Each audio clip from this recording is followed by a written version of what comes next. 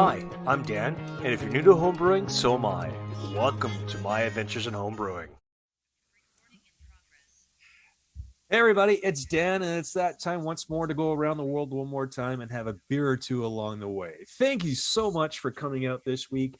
Thanks for tuning in last week for listening to me ramble about Baltic Porters, one of my favorite things in the world. And I will probably be putting up a video very soon about how the brew day went once I get it done. So this week, we're very fortunate to be having Rod Maccoux and his partner, Don Fisher, join us on the show this week. So before we jump into that, I got to say thank you to the guys over at Escarpment Labs, as always, for being my sponsor for the podcast. Guys, you guys are great. And I will be getting beer down to you shortly for the couple of experiments that I've done. Also, guys, if you haven't had a chance to go check out Brewer's Friend, please do. If you do join up this year with them, please use the promo code podcast and you will get 15% off your first year of subscription. As well, you know, I can't talk about these guys any more highly. You got to go check out the Brew Tubers on YouTube. This is an online group I've just recently joined. They are a fantastic online club and lots of information out there. So, you know, guys, this is something that is really cool and out there. I know before I've had one of my friends on the show, Fred, blind brew guy.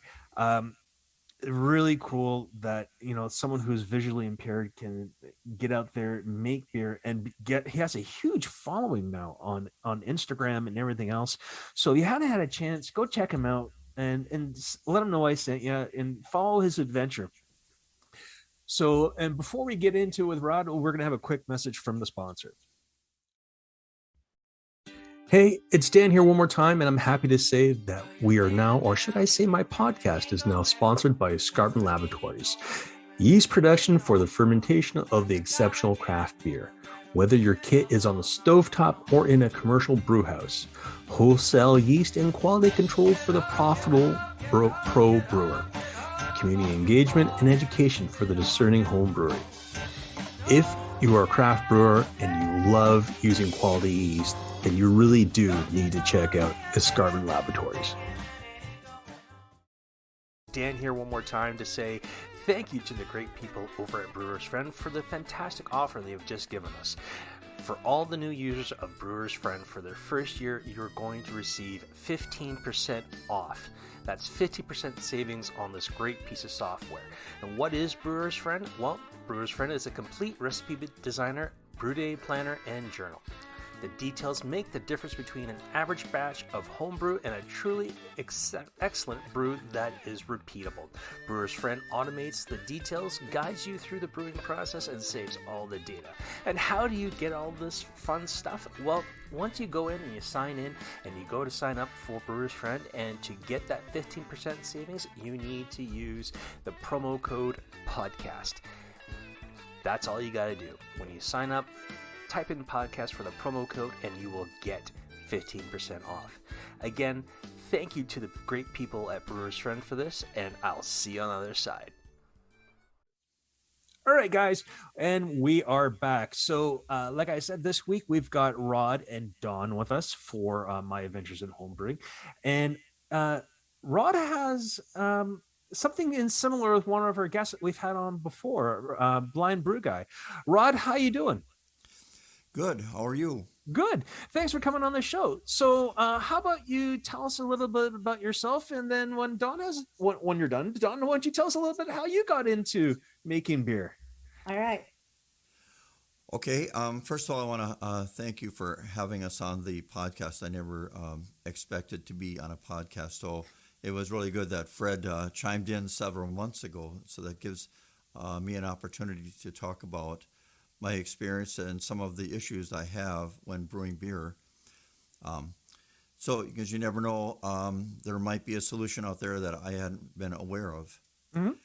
I come from a family of 6 children. 3 of us have vision and 3 of us don't. But I feel very fortunate to have what I have. And sometimes you wouldn't draw life up in that particular way, but I really am very fortunate to have all the things that I have. I started brewing beer back in 1992. there were two guys at work, and one of them was willing to come out to my house and brew the first batch of beer with me. Um, Back then, I was very fortunate to obtain Charlie Papazian's book on home brewing. It was recorded on cassette, and Recordings for the Blind required 2 copies of the book to be sent to them. So that meant that somebody must have been interested in brewing beer that had a reading disability prior to my inquiry. So without that person sending in the books, it could have taken months before I would have been able to been able to read the books. And those are very helpful, just covering the basics. That a lot of the things he was talking about were lager beers, which clearly wasn't going to be for me as a beginner. And back then, there were people received catalogs from all over the country, and Jeff, the guy at work, and we settled on Brewer's Warehouse in Seattle. I have no idea if they even exist anymore. I think they're still around, actually. Oh, really? That's pretty good. 30 years later. I think they're still around. Yeah. So I did order. We ordered a couple of brew stoves, the Superb brand of brew stove, and keg and kettle, all that stuff. A lot of it I used today. And I remember opening that box and smelling the aromas from the hops of the beer kit that was in there. And that really seemed very exciting to me, the whole prospect of brewing beer. So that's kind of how I got started into brewing beer. Jeff came over and helped me brew the first batch, and well, then you just kind of proceed from there, learn from your mistakes, try to improve your knowledge, and if you enjoy the hobby, keep moving forward. Absolutely. So I know, like you said, that Dawn helps you along the way. So Dawn, how did you get roped into this rabbit hole of a hobby? Well, I met Rod in 2011, and the first time he asked me to come down and help him, he scared the living daylights out of me when he lit that brew stove. And that because he turns the gas on, he takes a wooden match and it goes poof. Anyway, one of the biggest things that I could do for him was tell him what the temperature of things were, because he couldn't read a thermometer by any means, and that's so I could tell him what the temperatures were and help to control the flame on the stove, and that to help to prevent boilovers and things like that. And boy, you get those grains in there, and then you get those hops in there, and the aroma that comes out of that kettle is just amazing and stuff. So that is how he roped me into doing it and stuff. So we've been doing it ever since. Oh, fantastic. So from what I've been reading, Rod, is that you've been doing mainly kits. So is that like with the liquid malt extract, or are you using all grain? No, I'd like to get into all grain brewing someday, but that has been a problem for me because of not being able to know what the settings are, being able to know what the temperature readings are. My biggest problem with temperature is steeping grain at 155 degrees, right? Because it's not too hot. I mean, it's too hot to touch. It's not really the kettle's not making any noises as it expands, and there's no bubbling in the water. When I get close to the boiling point there, you get the rolling boil, and you get the bubbling, and if you tap on the kettle won't ring if the boil is rolling. So that's not too bad. I could tell, I got verification, I think, from that part when Dawn would read the temperatures, and sure enough, right around the 211 mark, the kettle would stop ringing. And of course, if you go a little further, you get boil over. Right. So that didn't prove to be a problem. It's those other temperatures. And in the beginning, I would do kits a lot of the times. Sometimes I would just go to the to the local brew shop, and I'd say, well, what do you suggest I make this time? And then they would give me the hops and and then they would give me sell me the yeast and the extracts, and then just do this. It'd be the normal type 1 hour boil with finishing hops, etc. I have a talking scale, which eventually died, and I've replaced it, that I could use to measure, weigh the hops. It was usually 20 grams or 10 grams. That's a lot of times what was required. and there was probably a margin of 10% error, when you have an error like that and you're not measuring an expensive commodity, as long as it doesn't affect the flavor, it really doesn't matter too much. So that was how I would weigh out my hops when I was doing it alone. Now we have a digital scale, and Dawn can weigh that out, or now I have my talking scale. If I'm less worried about accuracy, we can do that for. I also used to do it to measure grain, 6 ounces of grains, and you do that 168 grams or whatever it is. Okay. So So what have you found for yourself? I'm assuming that your vision, you lost it gradually over time, or you maybe may not have had it. But what have you found tips and tricks for yourself for equipment and things that help you with your brew day? The three of us that have a vision problem in my family all have no vision. We were all born that way, and so it can help people if they have had vision in the beginning and then they lose it later on. They understand the small things or how to do things that people who have been congenitally blind do not always understand. But things like sanitizing, siphoning, those are just basic things. Measuring water, those are basic things that you can do whether or not you have sight. But let's see some of the things, the tricks I used here. I'm trying to find in my notes where I had some of them so I don't forget. Like when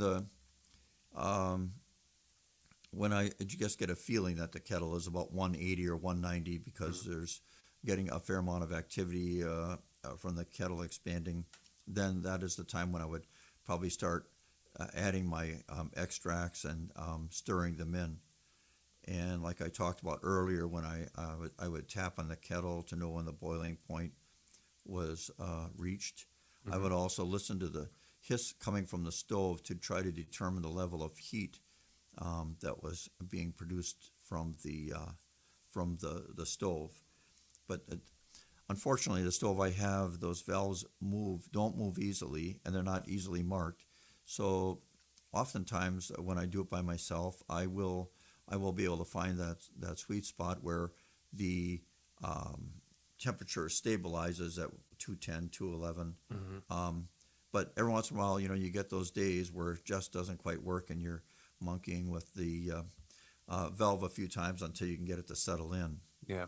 Now, I know that feeling. I mean, I use an all-in-one electric system at home. So, because, it's not that I have something against people who use propane burners. And you guys are fantastic that you're able to do that. I don't trust myself because knowing me, I kind of may blow my house up and my wife would kill me. So, and Dawn's trying to control the laughter because she knows it's probably come close a couple times with you guys. So yes, I knew you didn't like doing gas. I've heard your other podcasts where you told me you stuck with electric, but I'm very careful around it. And I know if something would happen, they'd say, what is a blind guy doing with natural gas or propane gas? But, I feel comfortable around it. And as long as I don't have any major scares, I'm fine with it for now. There you go. So, Don, what do you think about Rod, his hobby with all that, with you guys doing it together? I mean, my wife is like, yeah, no, that's your thing. I want nothing to do with it. I think it's great that he does that. And I mean, there's so many different things that Rod, as a blind person, does in addition to making beer. And he makes really good beer. I mean, we've had our batches that didn't turn out very well and stuff, and we've had a few that we had to dump, but we've figured out, or he's basically figured out, what did we do wrong and what do we need to do in the future to make these beers be correct. And we started making yeast starters, and the only bad experience we had with that was when the Pyrex glass thing that I can't remember the name of was in the kettle, and all of a sudden I heard crack, and it's like, oh no. So we have a little better way of making our yeast starters now and that, but yeah, Rod will he'll get on the computer and he'll Google things and try to figure out what have we done wrong that didn't work with this and stuff. And we just move forward with it. So I think it's great that he does that. Right on. So, doing this together, have you found that it's a fun affair that you both get to do it together, or do you feel that it's I'm here as mainly just to make sure Rod doesn't hurt himself, or you here to make sure that the house doesn't burn down, or is it truly like an event for the two of you? It is truly an event for the two of us because we each have our own roles that we do. I mean, Rod gets the kettle ready. He gets it, all filled up with the water and stuff. And sometimes he'll get the grains in the bag, and sometimes I do that. But as far as temperature and stuff, I do the temperature of all of that for him. And when we have the hour boil done and we're cooling everything off, Rod is great about getting the sink full of ice or snow in this case because we're in Wisconsin, and he's got this wonderful pump and this chiller, and like in 12 minutes we have the wort cooled down enough to be able to get it in the carboy. So he'll put it in the carboy, and then I'll do the test for it to find out what the original gravity is, and put the yeast in, and we're ready to go with it. So it really is, I would say, a very joint effort, and so we work it out quite well. Right on. So this is to the both of you. What are some of your favorite styles to make then? Go ahead, Rod. Well, I don't know if we have a favorite style. I used to many times make Peach Wicked Ale clone, but I've kind of gotten away from that. I think one of the problems is we've tried various styles to see what they're like, but we don't brew enough beer, and I don't know that we've really settled on some really go-to styles that we always like to make. We've had better luck settling on go-to styles of wine that we make using the wine kits than we have with the beer kits. And something I was going to probably ask you, Dan, was if you have a good suggestion for a good recipe source, so I can maybe more easily find different styles I want to make. Some of them absolutely. we made are Kolsch. We've made stouts. We've made. We tried. What do you call those? Hefeweizens. Hefeweizens, yeah, Hefeweizens, that's a solid beer. but I never got the banana flavor I was looking for, like I used to taste in the old Hacker Shore beers. Yeah. So I don't know what I'm doing. Yeah. So that's the one flavor I really don't enjoy in beer is the banana flavor. So I usually try and stay away from the saisons and things like that, just because it's not that it's bad. It's not that I don't enjoy it. It's just something I normally just don't enjoy to drink. But for resources, absolutely. So there are all kinds of really cool books out there that I use. Things like there's the Beer Bible by Garrett Oliver. There's another one specifically out there called the Beer Bible. But if you're looking for general guidelines and really in-depth looks into things, if you use a brewing software like Brewer's Friend or Brewfather or anything else like that, normally you have access to all kinds of recipes that are out there, and all you have to do is just go into the search engine and type in, say, like bourbon stout or whatever it is that you're looking for, and you have a wealth of different range of recipes that you can pull from, be it from partial grain and liquid malt extract to kits to full-on all grain beer.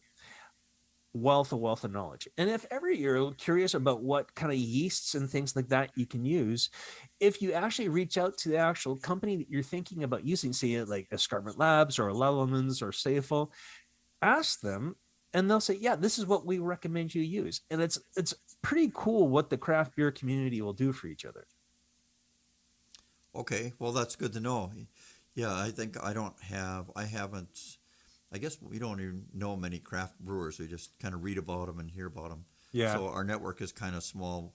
It would probably be a good idea for us to try to spend time, or for me to build that network up a bit. Well, even if you go into like, say if you go into, like I was saying, the brew tubers on YouTube, it costs nothing to join, and we can, like, we're always there to help everybody, and that's the cool thing about this hobby. I find is that we don't care who you are, what you are, what color you are, or whatever. It doesn't matter at all, because we're all in this together and we're all here to help each other and have some fun along the way. And that's what I found when I got back into making beer. One is I was very hesitant in getting back into it, mainly because after being in the military for so long, you get used to timings. It's this, and this. There's no Yeah. deviations. There's no this. There's no that. Now I'm making something. I'm like, it's gone up above where it's supposed to be. What do I do? Well, Dan, just drop your temperature. You'd be fine. I'm like, but you're Yeah. not thinking that. You're thinking it by this time it needs to be here. And so I had to learn to let those anxieties and things like that go. I mean, I've told people in the past that from my time in the military, I got diagnosed with post-traumatic stress disorder from my last deployment to Afghanistan, and my anxiety levels when it comes to certain things goes to the roof. So when I get overwhelmed, I have to find a way to bring myself down. And being in my little brewery in my garage, I find ways where I just zone out and do my thing, and all that goes away. So, Yeah, wow, that's great because if you can just find things to get your mind off life's problems and reduce stress, that's what it's all about.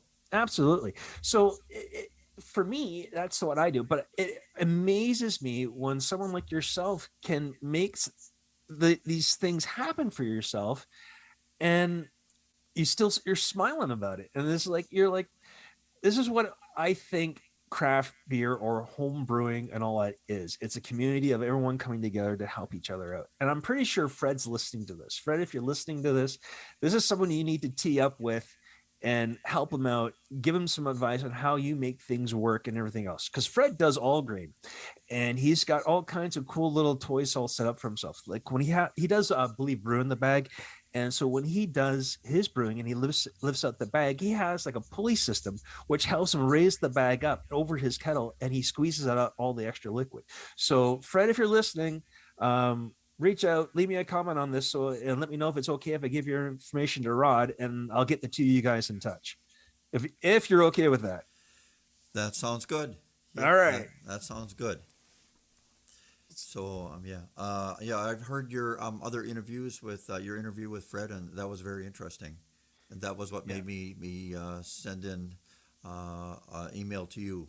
Well, I greatly appreciate it. And if ever there's a time down the line you need some help, and if I can, just reach out. And I mean, you may be in Wisconsin, I'm in Canada, but it's still beer.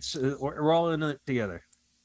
Yeah, and I did hear your comment about the YouTubers on the other podcast I listened to briefly, but I just hadn't got around to checking that one out. So I'm going to Yep. definitely check that one out. So if you want, I'll forward you some links to some of the guys for the brew tubers, and it's pretty cool what we do. They do yeast experiments, they do competitions, lots of video drops, because we all share what we learn along the way to help everybody. Now, what do you do for yourself that you think that someone else who may be visually impaired may benefit from, for knowing when they're actually getting back into this? Boy, I guess there are a lot of variations, of course, just like with anybody else. So a lot of it depends on really motivation. Some of it has to do with the network they have. If somebody can um, help them in the small areas, just to give them confidence that if I want to do this, I can do it. And so, like for some people, gas is okay. Other people, electric's okay. I mean, I don't really have an easy answer. It's really what the person may feel most comfortable with, what environment they are most comfortable with. Okay. And I guess if somebody would have questions for me about their specific situation and how to deal with it when they do not have vision, I'd be more than happy to help them work through some of those issues as well. Okay. And Don, what do you think for someone who has a partner who may be visually impaired? What do you think you can do or they can do to support them if they're getting into this crazy rabbit hole of a hobby? Yeah. Well, I think one of the biggest things is organization. We just, over the past couple of years, created what I would call Rod the Brewing Room in his basement. And we were able to get a really nice big sink and a big table and some shelving units in there. And it's a matter of, because I know it's hard for him to find stuff at times, if he doesn't remember quite where he put it, or if I pick it up and put it away, then he doesn't know where it is. And so I think organization is a really big deal. And recently Rod just was fixing some of the kegs that he has, replacing I don't know what they're called, those things that you put the gas on and The posts, yeah. The poppets. yes, thank you. Then the poppets and that. And he got those fixed, and we actually bought some little plastic discs that have numbers on them. Mm-hmm. And we have used electrical ties and attached the numbers there's numbers on the carboys and there's numbers on the kegs. So then when we make up a beer, on the recipe, I'll write down what numbers are which, so I know which ones are which. And Rod can feel the number. They're not braille, they're just plastic, and the numbers are just engraved in them. But he can feel the numbers, and so then he knows which ones are which by touching those little discs on each of them. So I keep track of what carboy number it went into, and then when he racks it into the keg, I know what number he's racked it to and stuff. And so that's a real easy way for us to keep track of what is what. But I think organization is a really big deal for us. That's awesome. So, in passing, Rod, we were talking a little bit more about your private life a little bit, and there was something you wanted to talk about. You wanted me to talk about men's health. You wanted to bring awareness, maybe a little bit to prostate care awareness. I just wanted to mention briefly that men should be aware of the possibility of prostate cancer. It is probably the equivalent to maybe when women's concerns about breast cancer. And I would just encourage men to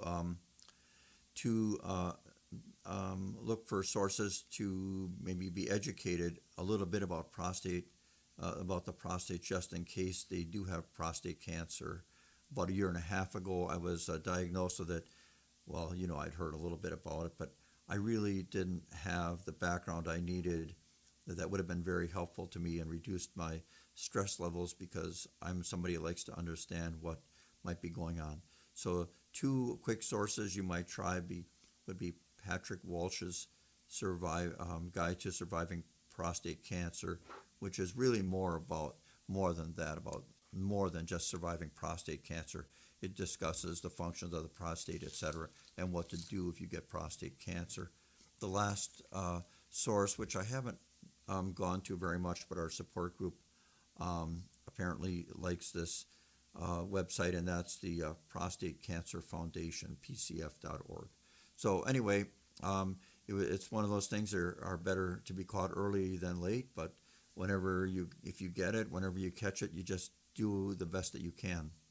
So I just wanted people to be aware. I think this month might actually even be Prostate Awareness Month. Yeah, I think it is. And one of the things I know, I have 2 brothers, and I don't know if either of them go to the doctor regularly and have their PSAs checked. That's how Rod's was uncovered and stuff. And it's really important to do that. And where Rod mentioned the book and that the support group, when we were dealing with having the surgery to have the prostate removed and things, the so-called education that they gave us was far from educational. And Rod found that book about 6 months, I think, after he had the surgery. And that book told us things that, we wish we had known that before he had the surgery and that. And he even talked to the surgeon about it. And they really weren't very helpful at all about educating us and that. So being aware and getting a good education if you're diagnosed with it is very important. Right on. The good news is we wouldn't have changed. We wouldn't have done anything different, but it would have been nice to know. Yeah, no, there's a wealth of knowledge out there, and not everybody knows everything. Not even the doctors know everything, and sometimes it's beneficial to educate yourself and make sure you take care of yourselves. So, guys, mainly the guys, please make sure you get yourselves checked. It's not. I admit it's not the most pleasant thing in the world to have checked. I admit it, but it is important to get checked. Your loved ones want you kicking around for a little while longer. Do it. It's a 2-minute check, and it's worth a lifetime of happiness down the road. So I think we're kind of come close to the end of the show, guys. Thanks a lot for being on the show. Greatly appreciate it. And please stay in touch. And we will definitely, if ever you need a hand with anything, just reach out. I'm more than willing to help. Say, Dan, I'd like to mention one more thing before Yeah. we close. If anybody has any idea of how one might be able to do all grain brewing without vision, that would be knowing the temperatures and the settings on the propane system, whether it's using your iPhone or another method, I'd be really interested in hearing about that system. There are some interesting systems out there, but I can't use them, and I'm not able to brew independently. Well, you're talking to the right guy, because I have a few friends I was about to reach out to and rattle their cage and see if they have any advice for you. So if you're patient with me, I'll try and get you some answers. I've only been waiting 25 years, so I think I'll be okay. All right. So bear with me. I'll do my best to get you some answers. And I'm probably also going to talk to some of the guys I know over at Spike Brewing, see if they may be working on anything, and that might tickle your fancy. Great.